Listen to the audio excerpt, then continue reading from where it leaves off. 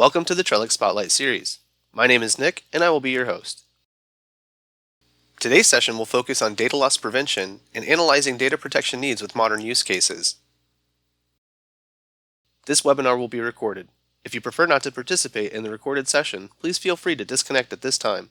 A link to today's recorded presentation will be emailed to all registered attendees. This webinar is a brief overview covering common use cases and scenarios regarding this topic. It is not intended to be all-encompassing. If assistance is needed, please contact Trellix Technical Support. If you have questions during the webinar, please type them in the Q&A window. This webinar may run longer or shorter based on your participation, and we recommend asking as many questions as you can to make the most of this series. If the Q&A window is not displayed, click the tab at the bottom of your session window and click on the Q&A icon. We will answer the questions during the final section of this webinar. If you experience any audio issues during the webcast, please drop and attempt to reconnect. Our speaker today is Anthony Newsome. Anthony is a senior technical training instructor at Trellix, specializing in on-premise security administration. Anthony has been in the tech industry for over 16 years, with experience at all levels of administration, before moving into the education field, where he has developed and delivered both custom and standard courses. Ladies and gentlemen, Anthony. Thanks, Nick. Good morning, good afternoon, good evening, everybody from wherever you're watching in the world.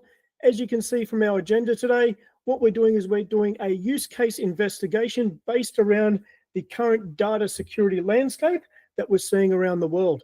The purpose of this is so that you guys as data security administrators can understand a high-level business statement to then identify the specific protection rules that you need to create, which will improve the overall business security posture. As it says in our disclaimer down the bottom, this webinar does assume that you have a working knowledge of Trellix data security concepts. The technology we specifically will be using for our use case today will be Trellix Data Loss Prevention endpoint. So hopefully everybody on the webinar is familiar with that product when we start talking about the classifications and rule creation side of things, because we won't be going through that in an administrative fashion. So our data security global landscape. So to build out our use case, giving us a little bit of context as to why we're actually protecting our data, this is what we're going through here. So we start talking about our challenge versus compliance. Now, as we can see from a challenge point of view, our top three challenges that we're seeing: insider risks. Now, whether we're talking about a malicious insider or whether we're talking about just a data leak through an accidental sequence of events that have caused the data to be leaked. We then have our regulatory landscape. More government equals more regulations. Being in a global environment as well, we now have cross-border regulations we have to adhere to and things like that. And we can see matching that across to the compliance side of things. 79% of CISOs believe that it's currently not a sustainable effort to keep up with the pace of change that's happening. Our use case today is going to be focused on our personal identifiable information, or otherwise known as PII. So we're talking about that compliancy side of things there. However, the methodology that we're going to be talking about today can be utilized across a range of different methodologies or a range of different regulation side of things. The last challenge that we haven't talked about is that expanding footprint. Now, this relates to the fact that more people are doing more online, more data is being stored online as well inside the cloud. And because of that expanding footprint, we have a higher risk of data loss because it starts to blur when you start to look at people working from home through personal devices, accessing corporate things. How do we control all that sort of things? That won't be part of what we're covering in this particular use case. That's another technology in itself. As I said, we're going to be focused on data loss prevention endpoint with that PII regulatory compliancy that we're going to be focused on.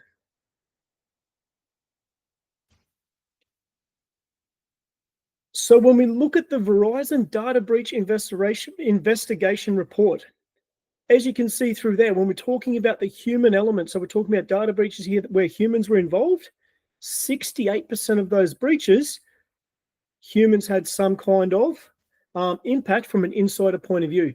So whether they've clicked on something from a phishing email, whether they accidentally uploaded things, doesn't matter. There's been some human element within the chain of events that have caused that data leak. Now, it's not necessarily malicious at this stage. Individual organizations, of course, will have to go and do their own investigations to determine whether that was a malicious insider or whether it was just an accidental data breach. When we look at it from a malicious point of view, though, so malicious point of view, 35% of those data breaches, based on that Verizon report, were from that malicious insider.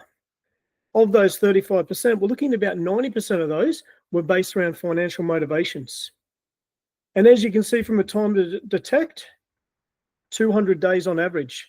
So that's a long period of time that data has been released into the wild or been exfiltrated to a malicious actor, that they can then do whatever they're going to do with the data, whatever their intent was. But if we focus on that 35%, that means the remaining 65% of all of those breaches where there was a human element, they weren't malicious. It was just an accident. Could have been a user, as I said, clicking on something that they shouldn't have, whether they've shared something they shouldn't have, whether they've shared it internally with the wrong person inside a team and such. Either way, you've got some kind of data leak, whether it's a major or minor, and the great majority of them are not an intentional action.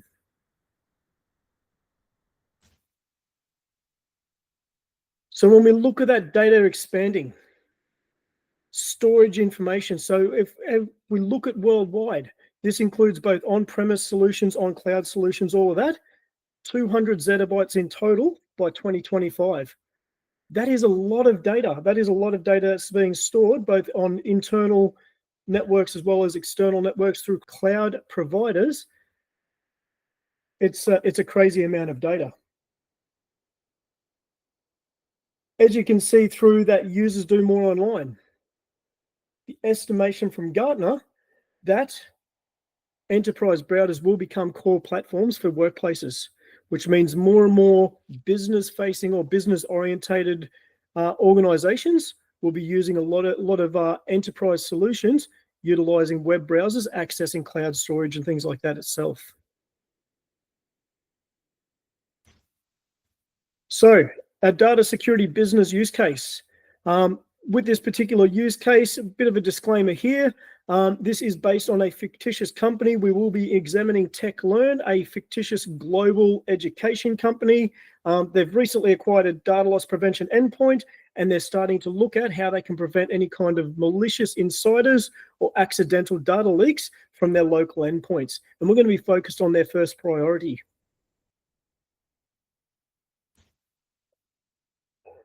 So our initial business statement. So if we look through here, so we know TechLearn's acquired the data loss prevention endpoint. Yep, they've investigating, so they've gone through and they're going, yes, we're going to use this as our product. We then sit there and go, okay, what's their focus at the moment? Now, their current focus that they're looking at is PII, so that personal identifiable information. They're concerned about it being uploaded through web-based addresses, so they're looking at the internet being the biggest risk that they have to their organization. Now, if any of these, anything is violated, so it violates any of these rules, so something does try to get uploaded, for example, they want to have this generated as an incident so they can then investigate it, but they also want to have a notification occur that will send through send them through to the security policy, which conveniently enough for us is actually pointing you towards Trellix Educational Services, where you can review further coursework or educational needs that you've got following this webinar. Let's pull this statement apart though and look at those keywords. So I've highlighted these keywords for you already. So obviously we're going to prevent PII from being exfiltrated. So that's our first thing we're going to look at. We're looking at web addresses. So this is going to indicate to us that this is a web-based rule. So we're looking at a web protection-based rule there. We then look at that violation side of things, and we need to have that custom notification. Now, inside our lab, I've already pre-built all of these things for you. We will review them just a little bit, but we're not going to go through the details of how we created everything, just so you get that full scope of, okay, from creation of the rule, this is what we need to go, and then we're going to test the rule by attempting to upload a file in our environment so we can see that it will be blocked. So we're looking at that targeted address as per on here through targeted web addresses. So obviously I've built out that custom notification that's going to point to Trellix Education Services. What I've done as part of this as well, because when we look at PII, this is going to be based around the company you're living in. If you're in Germany, you're going to be based around German PII. If you're in the US, it'll be US PII. It could be multiple PIIs if you've got customers, employees in multiple jurisdictions. So what I've done when I've looked at that DLP definition is I've created a nested environment for all of the default PII definitions that are available to us, and I've nested them all into one area just for ease of configuring the rule, as well as being able to show you later on. Just makes life a little bit easier from an administration point of view. I've then built out a custom URL. You could do it to all URLs. We'll talk about that more when we get into the lab environment. I'll build out a custom URL targeting that dlptest.com for our proof of concept to show you exactly how that works when we start talking about that block rule. And then, of course, we need to build our rule. Now, as you can see, we're going to be targeting all users. Our classification is going to be based around that PII custom definition that I've built, or custom classification I've built, and we're going to be using that URL for that targeted URL. You could do it based around all web address. We'll talk more about that when we get into the lab environment. And that will have some things you'll need to consider in regards to exceptions if you're going to do all web addresses for where you want data to be allowed to be uploaded, particularly if you're using cloud-based services as part of your organization. We then move to that block side of things. So of course we want to block it. We want to set that as a reportable incident. So that way we're generating evidence and things like that into the incident manager so we can review what's actually occurred. And we're going to have our user notification that we built out as our custom notification.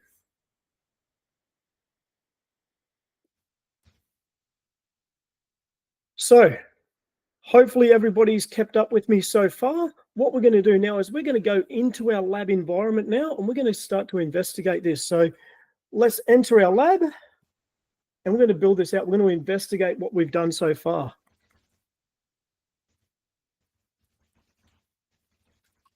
So logging in, we're going to go straight through to our classification area of DLP first. The reason for that is I just want to show you that nesting capability. So of course, into my classification, you can see I've got my TechLearn PII over here, and I've got my nested classifications. Inside there, we've added all of those PII, things like Australia, Austria, Germany, United States and such. So they're all nested nice and neatly for the ability to create nice, neat rules using pre-configured classifications. The next thing we're going to look at is our policy manager. This is where we're going to build out our rules. Now, there are a couple of extra ones here because I've reused this lab from other things I was doing. We're going to be focused on our TechLearn rules. As you can see, I have done some testing as well to make sure the rule was working. Of course, because if you're going to do things, you need to make sure they're working. So we'll look at our TechLearn rule that I've built. So as I said, we're looking at a data protection-based rule. We're not looking at device control or discovery or an application control rule. We're looking specifically at our data protection-based rule. Now, the rule that we're going to investigate is this one here for block PII from unapproved websites. So this is our targeted based rule. So if we drill into this so we can see more information. Now, the way we've set this rule up, as you can see, we have our nested PII classifications. We could have added these individually if we're only concerned about, say, for example, things related to Australia where I'm based out of. I'd just have my Australian PII. I might include New Zealand because of the transatlantic treaty that allows free passage of movement between New Zealand and Australia without needs for visas or anything like that. But I've nested all of our global default PIIs in here just for ease of neatness and such. Then we've got who we want to affect. Now, if we're concerned about our data loss prevention, for example, for the company-wide, we want to affect any users. If we have a specific user that's authorized to release information publicly, We could have created an end user group that excluded that individual. We didn't do that. We're just going to globally affect anyone connected to the TechLearn network. We then have our web address area. Now, inside the web address, what we're looking at through here, we've got our blocked URL. This is our custom URL that's targeted the DLP test website. Now, this is where our security posture comes down to one of two options. So we're going to leave it as this, but just if we use our little, sorry, my apologies. If we just change our drop down there, we could have used this to target any URL. Now, as I said, the security implications through there is if you're using cloud-based services, it's going to block you from your cloud-based services as well if you use that any URL. So you will need to create an exception to allow that to occur to your approved cloud-based URLs. So this is where you've got that broad block, and then you exclude those specific addresses you want to allow data to be able to traffic to. We're just going to leave this as that targeted dlptest.com. So we can prove how that web blocking works. If I change it to any URL, it's going to have the exact same effect. It just means it'd block any web address rather than just the one that I've configured as that targeted web address. We then decide on our upload type. Now, as we can see, we've left this to any data upload. We could manipulate this to specific file uploads rather than just typing and things like that. It depends on what once again, your security posture is. We're just going to block any data that matches our classifications in there. Then, of course, our exceptions, as we've discussed in the exceptions, if you're going to have users accepted, if you're going to have websites accepted, if you are going to be using a broad block from any website, you'll need to configure out the exceptions. For our specific rule, as you will recall, we don't have that need due to the fact that we're just using the targeted websites that TechLearn has identified for us, and we're using DLP test as our proof of concept to show you guys that the rule works, how it works and such. We then have our reaction. Now, as we can see from our reaction settings, obviously we've got our block action there because we're not going to have the allow. We could manipulate that as another aspect here for your security posture. Instead of going block, we could turn around and say request justification, which means if I try to upload a document, you're going to get the justification pop up here so that you justify that the action is allowed to happen. And then, of course, as the administrators, you'll get that notification to review based on what they've actually put in and things like that. We're going to leave this as a block action, though. We're not going to have that as a justification. We're just going to block all web traffic as per the initial business case that we've looked at. Selecting our user notification, we've got that default, or the Trellix default, TechLearn default notification that I built, pointing you to the Education Services webpage. And then we want to report the incident, store that file as evidence, so that way we can see exactly what the individual has uploaded to the, or attempted to upload to the internet through whatever type of traffic they've used. And of course, we've left our other options connected, or to react as if they were connected. So it's a broad block. We're not using individual granular based block and allow policies through there. So I'm just going to hit close out of here because we haven't changed anything that we want to keep. And we're going to go and test this environment now. So I've already applied the policy. I've woken up my agent on the endpoint that we're going to test on. And we're going to go and test our workstation 1 to make sure that it, to show you how that rule works. So DLP test. This is our website we've targeted that we're going to do our testing, our targeted URL. So all we're going to do through here, I'm just going to do an attempt to do a file upload. It's being a bit slow for me. And I'm just going to use this test data. So this test data is just part of our default labs, has a bunch of PII, a bunch of different keywords in there that will ping multiple classifications. So we're just going to use that test data, for example, attempt to upload this. And as you can see, we're getting one of two things. We're getting our pop-up to say, yes, it was blocked. More information, it would have sent me through to the Trellix website. But we also get this notice in here that it's responded with a 0 code, which means it was effectively stopped from that upload.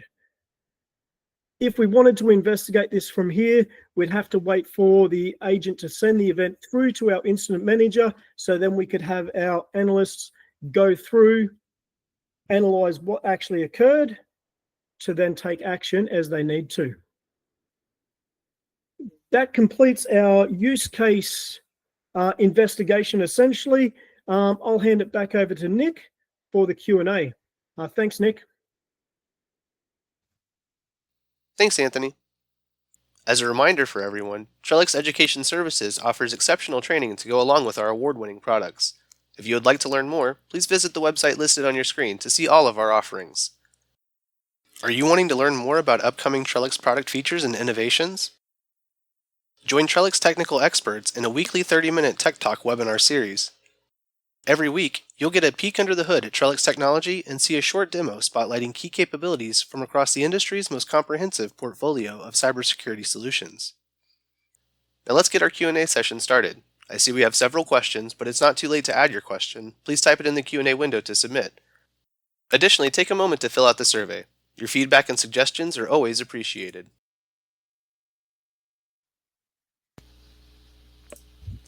Can we block a copy of the contents that were tried to be sent to Pastebin?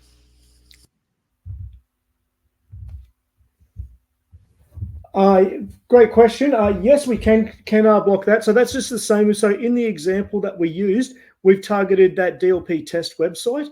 You've got a couple of options you can do to block that particular website. So you can target that. So you create a URL specific targeting Pastebin, for example. So that way any sensitive data is not going to go to that website. Or alternatively, if you want to block any sensitive data from all websites, rather than selecting that custom URL that you've created, you'd target all URLs, and then in the exceptions area, you'd exclude internal things like your internal SharePoints and Dropboxes and things like that. Perfect. Thank you for that one, Anthony. Would the example in the webinar be sufficient to protect my environment from PII being exfiltrated? That's another great question. So with that particular situation, you've got to remember you've got things like security and depth. So when we're talking PII being exfiltrated, we've only targeted one methodology, which was based around that web URL. You've still got people using things like devices where they can plug in, where you'd need to consider device control. You'd need to worry about CDs being copied. You've got data being moved around networks to share drives and things like that for accidental data spills from like private areas to more public areas of your company and things like that. So this is just one particular data loss vector. So you'd have to sit there and go, okay, this is my PII for this one area. We now need to create multiple rules to cover it for other risks we can see for our corporation or our organization. Awesome. Thank you for that one as well. Would it be similar to protect Google Workspace-like platforms like other websites? So with that one, if we're talking about something like your Google Workspace, when you need to know so if you're talking like those sub addresses within Google, you need to identify, is it going to be a public-based workspace or internal to your corporation, or is it external and things like that? So it may be that you might block Google Workspace, for example, but you're going to create that exclusion specifically for your organization's bucket in that regards there. So that one would be a little bit more fine-tuning. So that way you're going to allow access specifically to your own Google Workspace area, but you need to be obviously be able to block access to other external workspaces. So that way if somebody does connect using different credentials using your organizational laptop, they can't exfiltrate data that way. Got it. Okay, perfect. Thank you for that one as well. I really enjoyed the concept of this webinar. Will there be any other webinars covering common use cases? So with that particular question there definitely there is the opportunity in there for more further, for lack of better words, better similar style training. Now with that, this is actually an extract from a course that we've designed as part of 2024 that'll be released in 2025, where it's going to be based around use case trainings where you design the rules and such based on the use case you're given. You'll have a facilitator in the room with you, so that way we can guide you through if you get stuck on any particular aspect of it. And then, of course, you can test the rule to see how it works. Got it. Okay, perfect. Thank you for that one as well. We've got a couple of questions that have come in that look to be a little bit more specific. What we'll do is we'll collect those questions and work to follow up with you attendees after the webinar concludes via email. It looks like, aside from these specific questions, that's all the questions that we had for today's session. I do want to thank everyone for joining today's webinar, and a big thank you to our speaker, Anthony. As a reminder, a link to today's recorded presentation will be emailed to all registered attendees. Thanks for joining us today and throughout 2024. We'll be back next year with more Spotlight Series sessions. This concludes today's webinar. Stay safe and happy holidays, everyone.